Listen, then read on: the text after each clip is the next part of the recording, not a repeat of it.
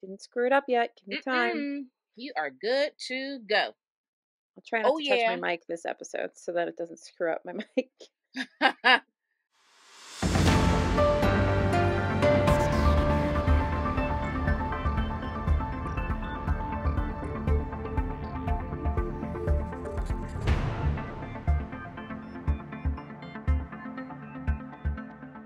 Welcome back. Hello, everybody. Welcome back to TBR Lowdown. Naomi has to be the energy in these episodes because I am a dead lady. Woohoo! Well, I at least got 6 hours of sleep last night, so. No, I did not. Yeah, which is better than the other night, so. But I did not successfully get that much sleep. That's all right. That's all right. We're almost done. After this, one more, and then that's it. Anyway, let's jump into it. But it's going to bed. So, that's right. What are you reading? What are you reading? I'm finally dipping my toe into the works of Carson McCullers, and I've been reading The Heart is a Lonely Hunter. Why is Carson McCullers like just on everybody's mind recently? I don't know. I've been looking for copies of her stuff, clean copies, for a little while. Is she in the hemisphere right now?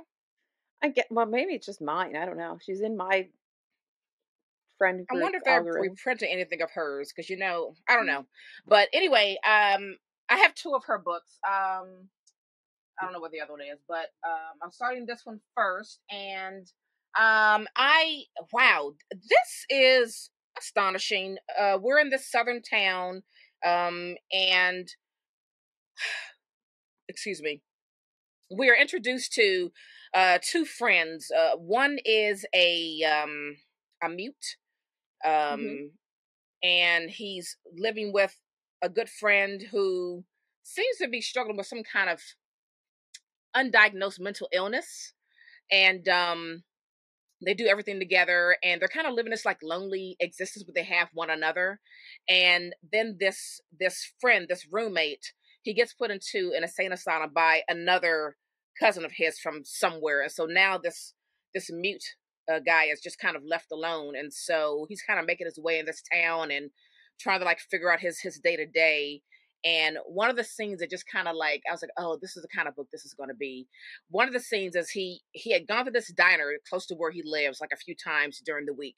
And I guess he figured this is where I want to eat every day. So he's mute, but he can write, read and write. And so he wrote a note to the diner owner, and he says, like, I want to have like this for breakfast, like 2 eggs, whatever, 15 cents. Then I want to have this for lunch, these vegetables, any sandwich, and a milk, 35 cents. And then he says what he wants for dinner, and he gives it to the diner owner. And I don't know, that exchange and that, I don't know, there's something felt very lonely about that, having to communicate in that way, and having to give this diner owner this one note so that you don't have to figure out how to tell him what you want every day, 3 times a day. I don't know, just made me incredibly sad. And so we also get to meet some of the Black residents in this town, and that's what it's doing now. We're like meeting all of these people that are in this town, and they're all somewhat connected in some way. And the way this is written just feels so real. And I just love how the story flows and moves, but it feels so authentic to this town, to these people, and I just can't wait to finish the rest of this book. So anyway, that's The Heart is a Lonely Hunter by Carson McCullers. I've heard a lot of really good things about Carson McCullers, but I've never read any. I love it. I have a collection of essays. It's called Dead Weight. And that is Essays on Hunger and Harm by Emmeline Klein. Knopf sent this to me. So this is, I almost hit myself in the face with that book. It was, my life flashed before my eyes. So this is a collection of essays about like eating disorders, basically. I read the first 3 last night, and they're very interesting. It is, I think if you've ever been anybody who has had any sort of disordered eating in your life, it's a very interesting read, but it's also one that I don't think it is safe for one to consume quickly. I think that the problem with talking about things like this sometimes is that it can, for lack of a better word, like feed that beast that's in you a little bit Oh, because you can okay. think about it. And the author does a really good job, a very conscious effort to not make this into like an ED manifesto, like a how-to guide. Because a lot of things that become like my memoir with having eating disorder become almost like formulas for having one. Yeah. Like I'm going to follow X person's thing, right? Yeah. What did they do? And so there's a lot of leaving out of things, of names, of specifics, and a look at. So far, there's been a lot of look at like how do eating disorders affect women in general, but also Mhm. just people in general. But obviously, there's a large proportion for women. How the different kinds of disorders have come to exist. Like, there's always been anorexia, but like, Yeah. how did bulimia get its diagnosis? How do other things get looked at? How is the medical community looking at things? How does diet culture and weight loss culture and this the way that we demonize obesity feed into this. Mm. There's a little bit of discussion so far. It's popped up about how marginalized communities are more greatly affected um, and under sort of treated and reported and all that kind of stuff. Which is no shock because almost everything in the medical community is, just a little bit racist. Right. So it's been interesting so far, but I have found that like I kind of have to make sure I'm not reading it too much because it has me reflecting a little bit too much on a lot of my previous behaviors. And Yeah. when you start thinking about them, sometimes you're like, well, I was. Right. I understand. Yeah. Yeah. Yeah. But I think it's very important. I think it's a little bit like the How Not to Kill Yourself book, Mm. where it could be very triggering, but it's also a very important topic to be discussing and to be discussing frankly, Mm. um, and without as many euphemisms and all that other stuff. So it's definitely not going to be for everybody, but I think it's interesting, and I'm curious to see what the rest of the essays are like. And I've already learned a few things, um, and it has me looking at a lot of like the way the world is different now to where the world was like when we were kids. And like I think about like Ricky Lake and like all these like weight loss things that would come up and Yeah. like all this, there's a lot of stuff. There's a lot of like media input. There's a lot of things. She talks a lot about like religious what were they called, mystics or whatever, like these women that would basically like starve themselves for God or whatever Mm. because through this they would have these religious And experiences, yeah, et all this cetera, et cetera. enlightenment. Mhm. So it's definitely very interesting, and it is not anything that's glorifying, which is nice because I think it's very easy for things to become shift from their original intent to something that is almost glorifying it because there is a lot of pro eating disorder like pockets of the internet. Yeah. Um, so it's doing its best to not feed that beast, but it is a delicate and fine line. Um, so I would say if you had any disordered eating and you're interested in reading it, do it in small chunks. um, Right. but yeah, it's definitely really interesting. So It's a good yeah, title. yeah. A very good title. Hmm. Mm. Hmm. All right. Well, today we're going to be Oh yeah. discussing this book, Martyr, by Kaveh Akbar, and Kanaf so kindly sent us both advanced copies of this book. This Hmm. book is out now, and I'm excited to get into it. It was a really good read.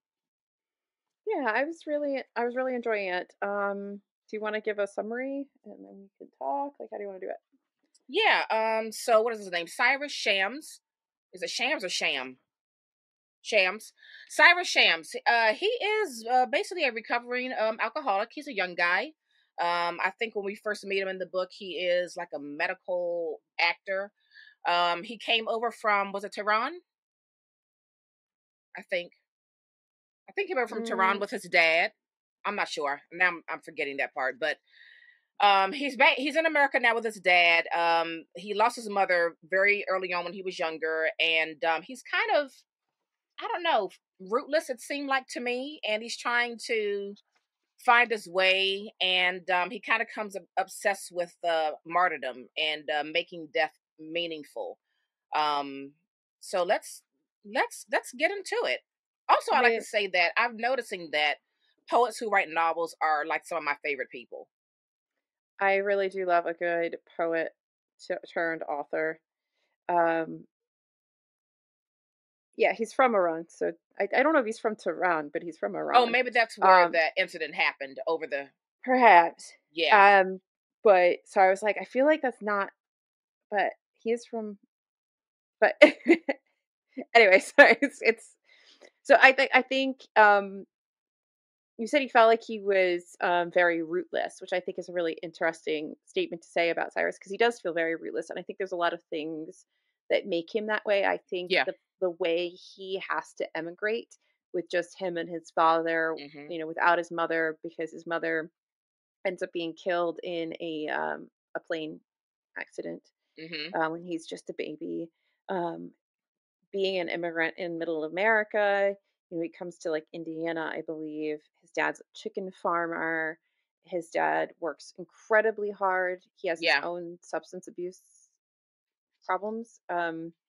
And he does end up being orphaned. I mean, he has Mhm. no mother, he has no father. His father dies of a stroke basically when he gets to college, Mhm.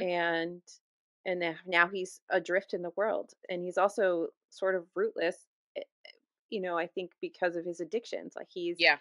desperately trying to it seems like simultaneously numb himself and find like Feeling. healing um, through these addictions. Um, but it's very sad to Yeah.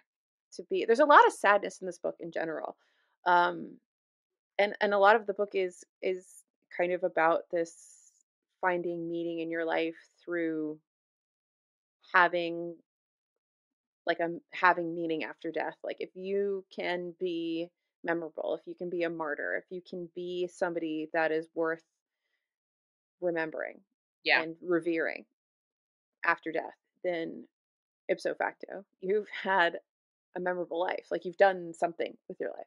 You haven't Yeah. just been churned up by a chicken farm or, left to uh, be like mentally disturbed by your time in the army, like Mhm. his uncle.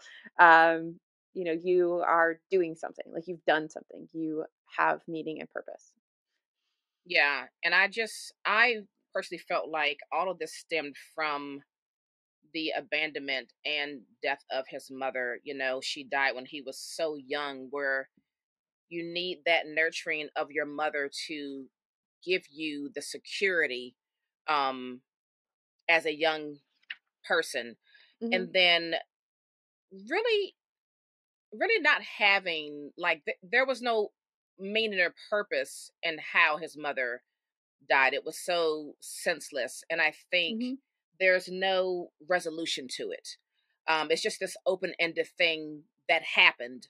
And I think when you tie that with the fact that he didn't even get to have that nurturing from her as a baby, it just kind of combined and just made him, I don't know, like he's just walking on air and just nothing underneath his feet. And then I also think that living with your father, who yes loves you, but is also like daily, like really in the grief of the wife, also plays a part in him not maybe feeling as connected to his Hmm. father, and that constant sadness and shadow over their lives is kind of hard to deal with as well, and really doesn't give you any security.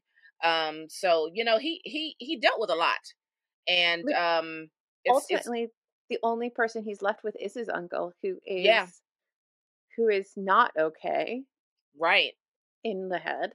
Um, and he's not really like a support for him in any way. Mm-hmm. Like there isn't that kind of relationship. is just a familial bond, really. Right. Right. Exactly.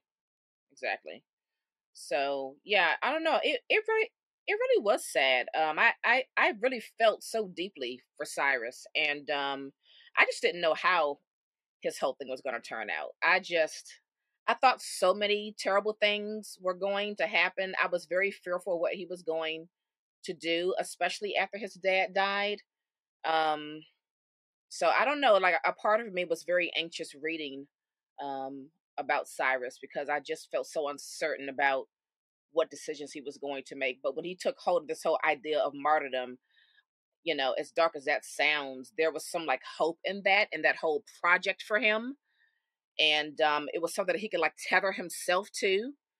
And that's when I started to feel a little bit better about where Cyrus was going as a person. It's like, oh, okay, well, he has something now that he can hold on to, something to look forward to, something to work on to keep his mind busy, um, and maybe somehow find a way out of this darkness. I mean, it's an interesting thing to attach yourself to because it is so bleak and so um like morbid and just dark. Yeah, And yeah. but it's also like he is simultaneously wanting to die and very afraid of it. Mhm. So it's not like he is actively seeking to harm himself, Mhm. but he is seeking in a very sort of roundabout way a way to die. Um, like he's trying to find like the right combination of things so that when he does die, it's it has that meaning. It has something. This is not just all wasted time. Um, and I do think that that has something to do with the idea of has something to do with his whole struggle to continue to be sober, his whole fight for sobriety. I mean, there's something that Kaveh Akbar said in an interview he did with NPR, and it says the only way to win recovery is to die sober. You have a million chances to relapse, Mhm. um, and he himself is in recovery, Mhm. um, and so this is like a really this whole fixation on martyrdom feels like he we all know we have to die. We all know we're going to get there. Right. And he's got so many pitfalls he has to get through to get there. And do you want your lasting memory of life to be that like you were an addict and you've Yeah. created nothing?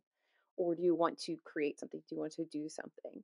And so he starts this martyrdom project. He Mhm. starts writing these poems about different martyrs, which I thought was really interesting to learn Mhm. about all the different martyrs that he does write about and we see scattered throughout the book. Right. Um, and some of the things that happened to them. And I went through and was reading some of my quick sort of TLDR of each person to get more backstory on them because I didn't know about all of them, Yeah. or most of them, in all honesty.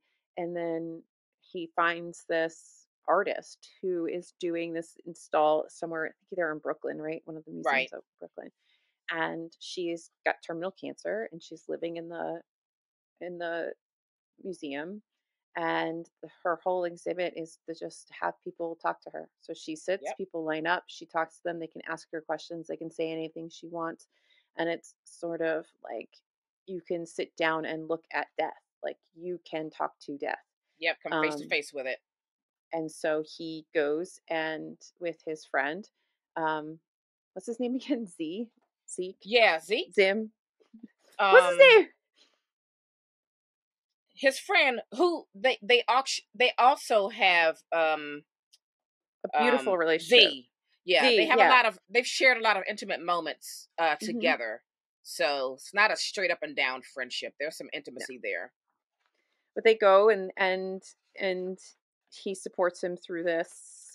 Z supports him through this I don't know journey that he's going on, talking to this artist, and those sections are really interesting. And the Mhm. twist that comes out of that is very interesting. Um, it's not my favorite thing, in all honesty, that twist. I feel like it was a little cliched. Mhm. Um, but I still absolutely love this book. Yeah. But like I don't know if we needed it, but I feel like that's something that you absolutely loved it, or there was something that just kind of felt like you couldn't just let it have that open-endedness to it. Right. But Or I mean, I also asked myself, is this something that I would have wanted to know just up front? Like, did it have to be a twist? Did it have to be a yeah, surprise? I've been yeah, asking myself that since I read this book. yeah. It's not my favorite choice, but pretty Yeah. much everything before that, Mhm. I Yeah. absolutely loved. So I'll accept it. But yeah, so he goes to see this woman who's doing this thing called death speak, and he goes like day after day and talks to her Mhm. until one day she's not there anymore, and then he has to come to terms with some really sort of very much life changing facts, just Yeah. things that he didn't know prior. Um, and I don't think we should spoil it. I think that people should um, get to experience it. But what did you think about Z? And what did you think about that ending with Z? Because did that feel real or did that feel almost dreamlike? I am indifferent about it. That Because I can't tell I if that's like just a overly poetic, dramatized ending with between him and Z, yeah, or if it's something else. Did he snap and he is now drunk or high or something? right. And or is it all sort of made up? Is it a dream? Is he actually dead? Like Right. I don't know how to read the ending of it. Yeah. That ending scene. It's unclear to me. But I don't know why. I don't know. They're like, I like their relationship, I but I love don't their know. relationship. Once we found out the twist, Mhm. I was so focused on that, and I was also focused so much on thinking about the life of his mother and Mhm. what her wants and desires were, and what she was trying to do in terms of like getting out of the situation. She kind of became more of my focus than Z. Um I don't know. I don't know. I mean, it was interesting that we got all the different perspectives of the Mhm. people in Cyrus's life. It was nice that he's not just giving us Cyrus straight throughout the whole story. Yeah, yeah. Um, I think that it was interesting to be in everybody's head and to see how.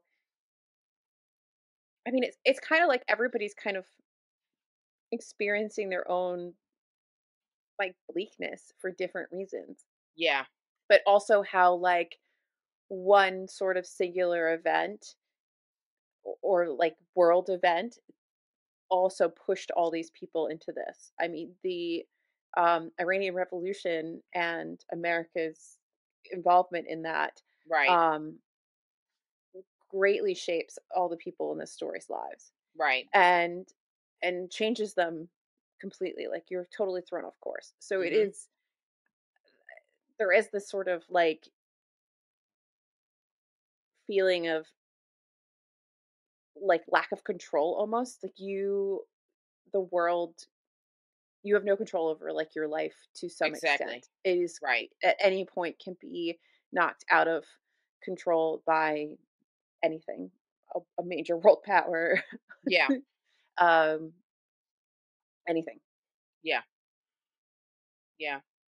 You know who I also um really adored? You know, he didn't have that much of a presence in here, but it You was liked enough where the sponsor. I did. I really liked Gabe. Was that his name, Gabe? I really I liked think him. it was Gabe.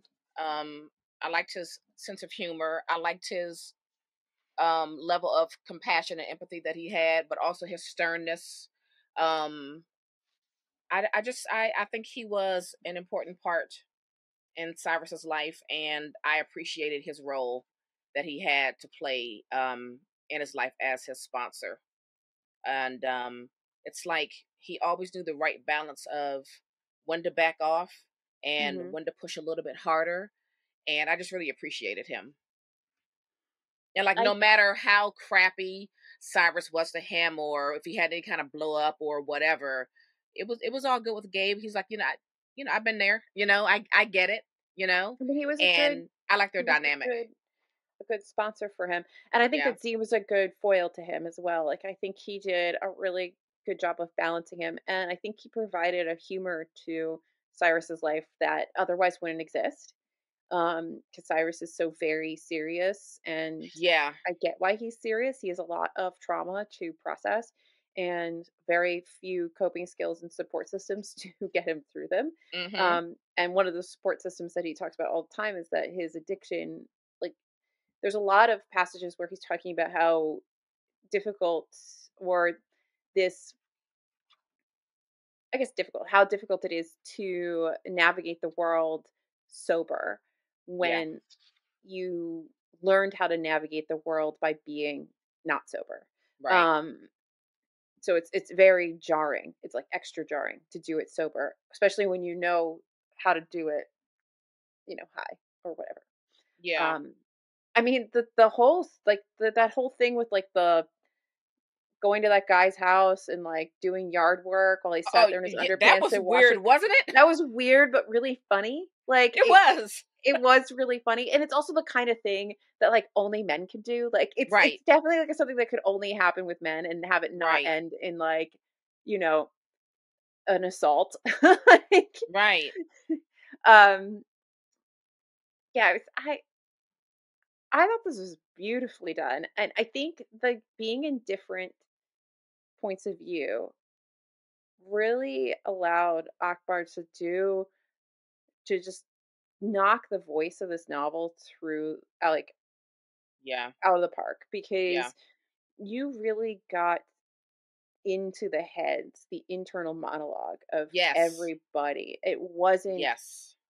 It was so introspective every time you changed Mhm.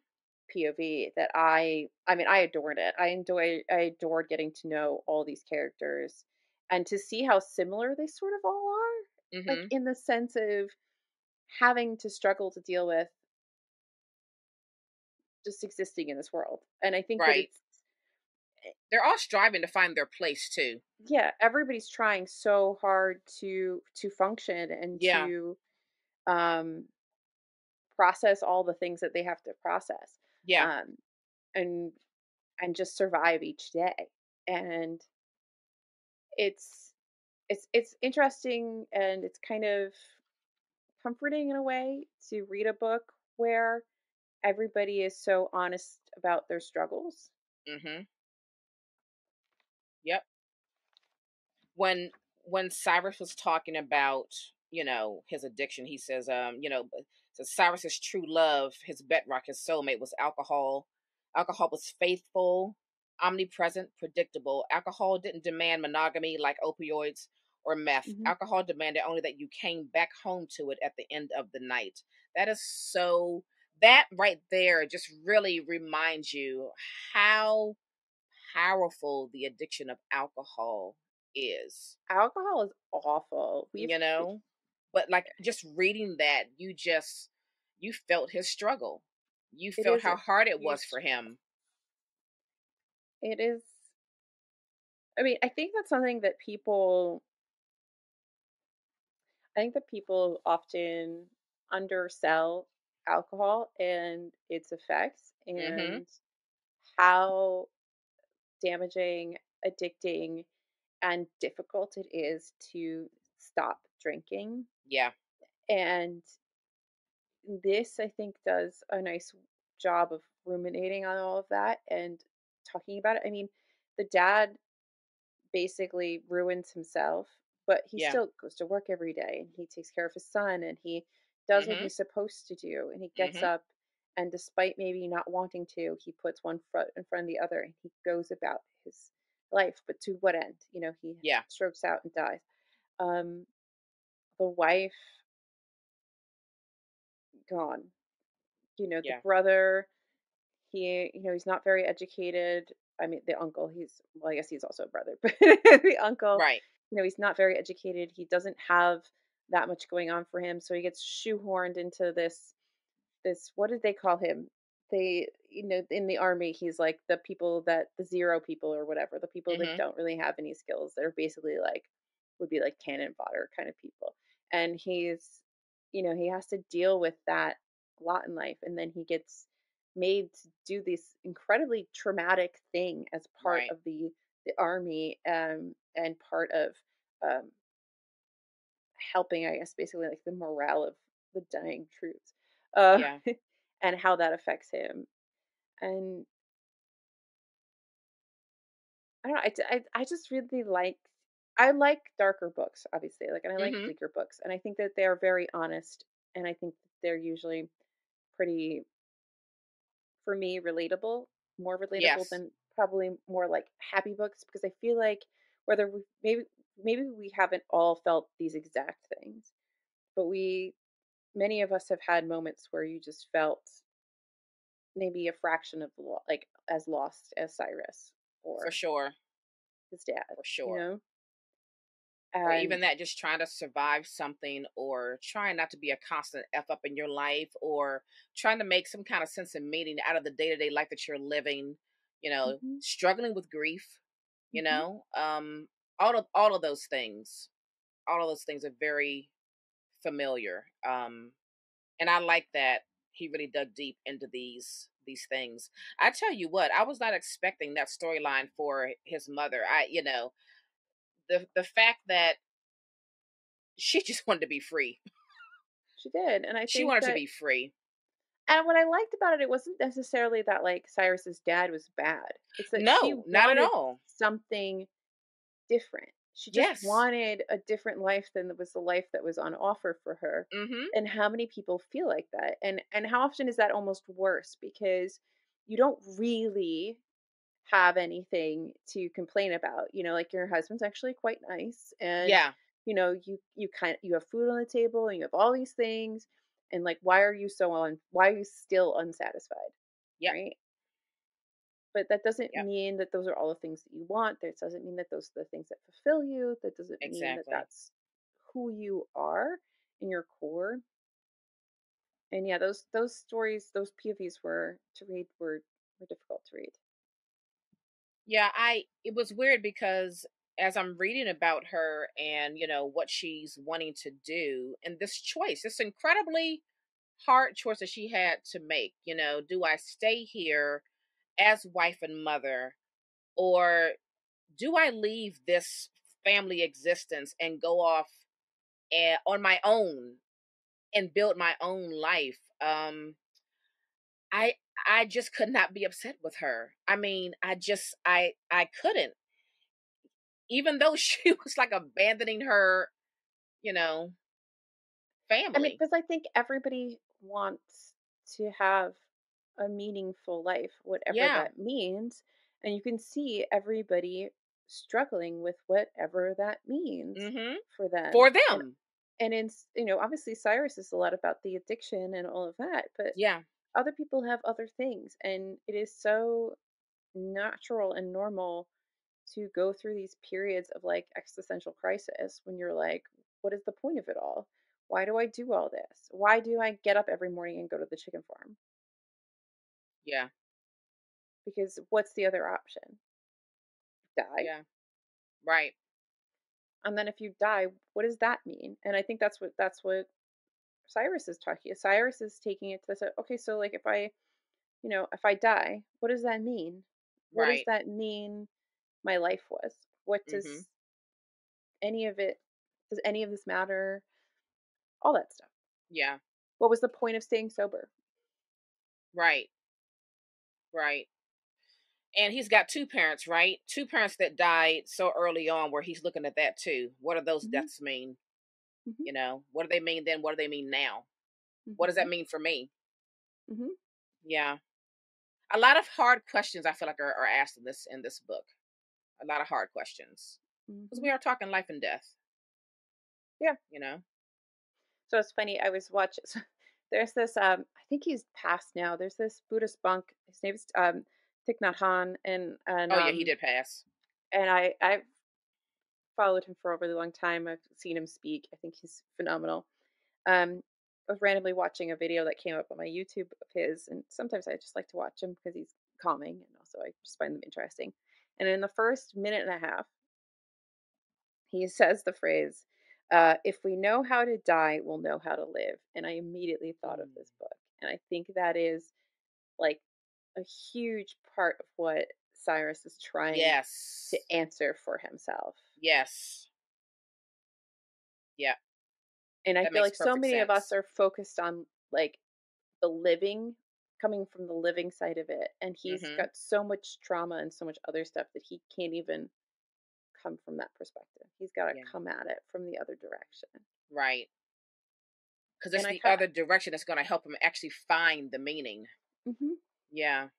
Yeah, I mean, and then another thing, sorry, I watched a bunch of interviews with Kaveh Akbar.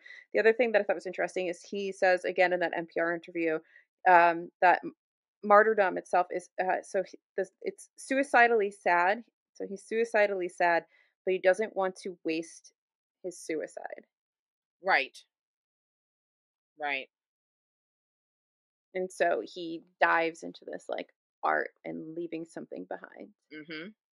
I mean, we've even talked about this where we've had, a couple episodes we talked about like what am I even leaving behind? Like what mark are Right. we, you know what I mean? Because Exactly. everything's digital. Like it's I think it's a very natural human thing to like want to have lived Absolutely. for a reason, like other than to just go to work and die.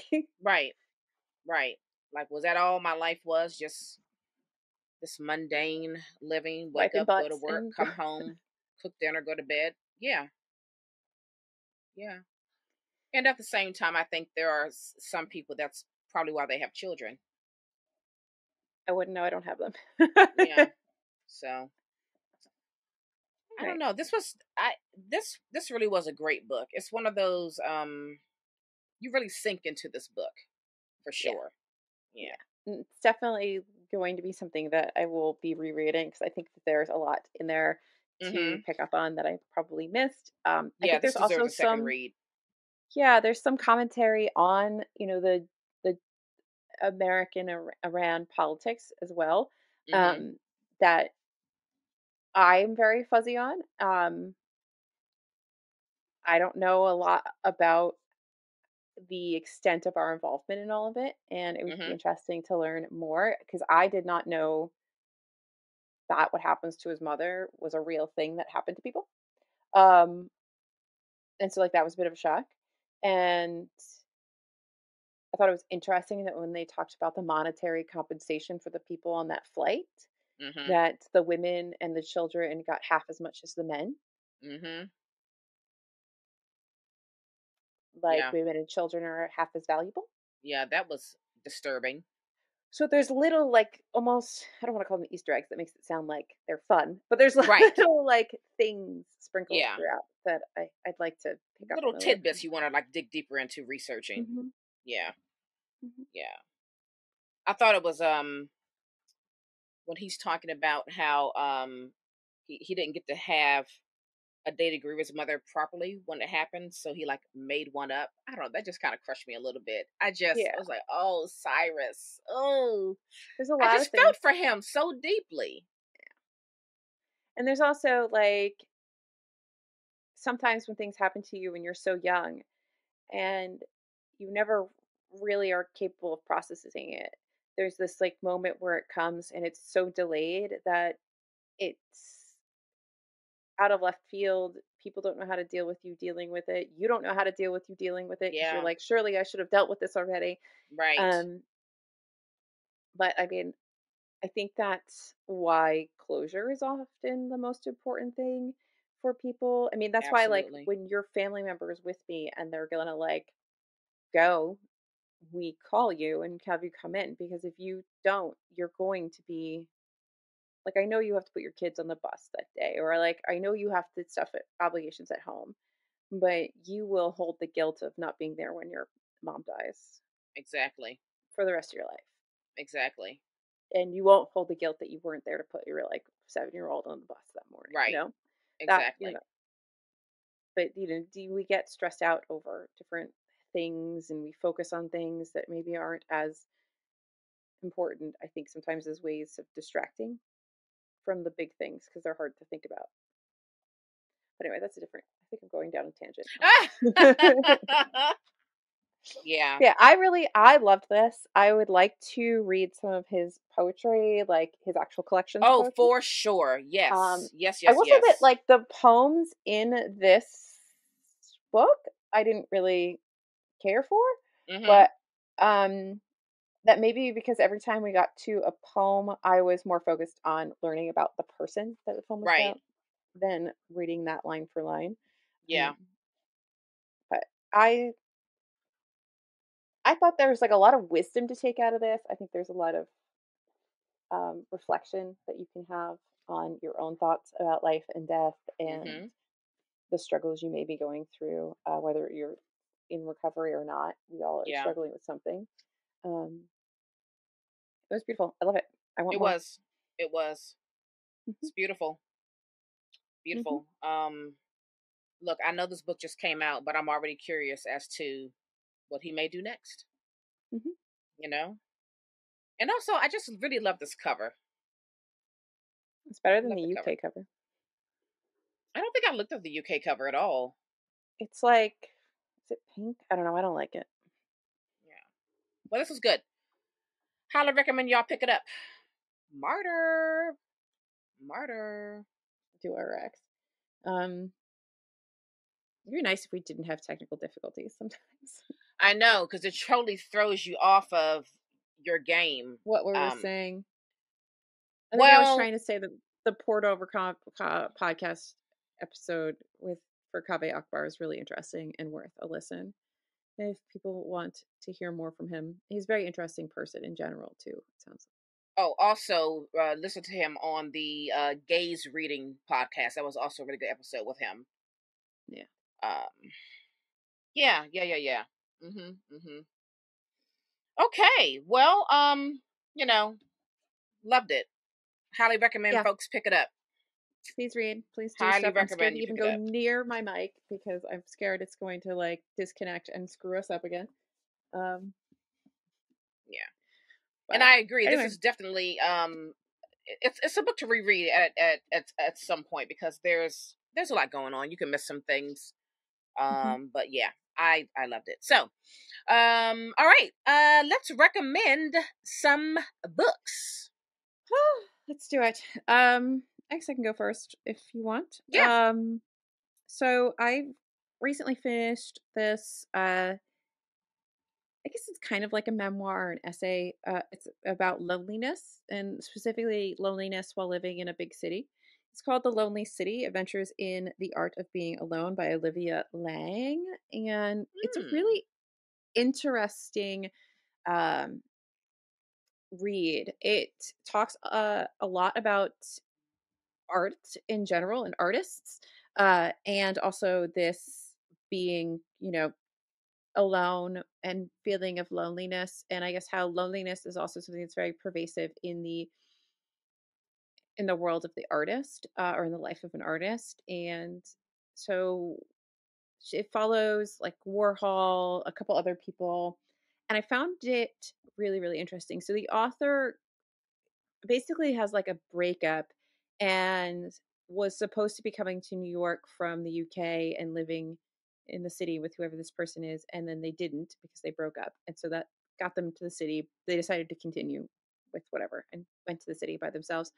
Um and so she weaves in and out of this, of her own experience of loneliness and feeling so separate despite being amongst people all the time, and these different artists that a lot of them were from New York, but some of them were, I think there's one guy that's from Chicago. And it's just it was fascinating. It was fascinating learning about the different artists.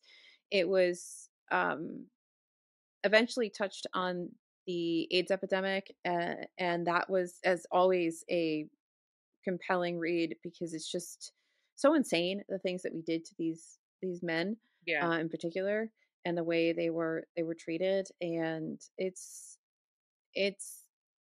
a I don't know how to describe it to you other than it talks about loneliness, but it's so good. I have written so many pages in my little book journal, Hmm. just reflecting on different things that she talks about. I still don't know if I like Andy Warhol. Like, Mm. I never really found his work compelling. I find him very strange, and I think he just is a bit strange. Just a little bit. But not necessarily in a way that I find, like, interesting. Um, but it's definitely it was definitely like, something that leaves a lot to chew over while you're reading it. So yeah, Hmm. that's really it. The Lonely City. I Okay. really enjoyed this. All right. The Simple review. Lonely City. All right. Well, I finally read Master, Slave, Husband, and Wife: An Epic Journey from Slavery to Freedom by Elian Wu. Uh, Mm, this was incredible. It tells the story of Ellen and William Craft, who want to flee to find freedom. They are, married. They want to have a family one day, and they are trying to figure out how they are going to get away. And so, what they do is incredibly brave and so risky. So, Ellen, who is black but can pass for white, mhm, they decide that they are going to travel by train and steamship, and she is going to travel as a disabled white man, and he is going to accompany her as his slave. And so she wears like bandages around her head so that she doesn't have to talk, and mm, she has her writing hand and arm in a sling so that whenever she is prompted to sign for things in her name or in his name, she can ask someone else to do it because it's obviously mhm, injured and can't use that arm. This story, it's just like so much courageousness going on, and also I'm so stressed out reading this book because at every turn they can be found out. Oh, she also wears like these like green tinted colored glasses, so you can't really look at her eyes. But like, my God, it's like if you run across anyone you know, which they did, if you mhm, stare hard enough or listen close enough, I mean, you could just be found out. I mean, I was terrified for them. But they make their way and throughout the United States, and they eventually get on this speaking circuit, the mhm, abolitionist lecture circuit, and talking about their experience and what they did to flee to freedom. And it's an incredible story, an incredible story. I highly recommend it. It was so well researched. I was just enthralled with what was going on because I had no idea. You know, this book does make mention of the fact that their story, while it may have been a part of that whole lecture circuit, but like in the end, people really don't remember the story. It didn't stick with them mhm, like the story like Frederick Douglass. So I'm glad this mm. book is in existence so people can learn about William and Ellen Craft. But what what a journey. I mean, it was truly incredible. But So it's interesting to think about all the stories we've lost because they're not as compelling yeah, as something else at the exactly. time that solidifies them into, like, the history Exactly. books. Exactly. So, I highly recommend picking it up. Master, Slave, Husband, Wife by Elian Wu. She also has a good interview on the Port Over podcast. So I would I also give do that a listen. I do like the Port Over podcast. It's one of my It is favorites. good. She's so It good. is good. She is Yeah. really good. Mm-hmm. I long to be that good at interviewing someone. Seriously. Seriously. Mhm. Oh, all right. This was a stressful episode with the technical I know. difficulties. Why can't tech just be my friend all the time and don't screw up? Yeah. It's me. It's probably something. It's some peripherals probably not put in just right into the back of my computer since I put the screens up and I did some stuff on the back. So it's probably me. But We're always working on things. But anyway, folks, thanks for tuning in. Follow us everywhere at TBR Lowdown and visit our website, tbrlowdown.com. Join our Discord. That link is in our Instagram bio and on our website. Everything is always on our website. The link to join our Patreon or Discord, the information about our reading schedules for the year, the information about our annual 12 Women, 12 Countries reading challenge, or just If you're ever in doubt, what does TBR Lowdown have going on? Just go to tbrlowdown.com and it's all there. Anywhere. Share this with 1,000 friends. Do you have that many friends? No. Let me roll it in. Let me roll it in. Roll it in. No. Let me roll it in. Today is March 13th. Share this with 13 friends. All right? 13 That's friends. our lucky number for the day. 13 friends. All right. That's going to do it for us. We are out of here. Bye. Bye.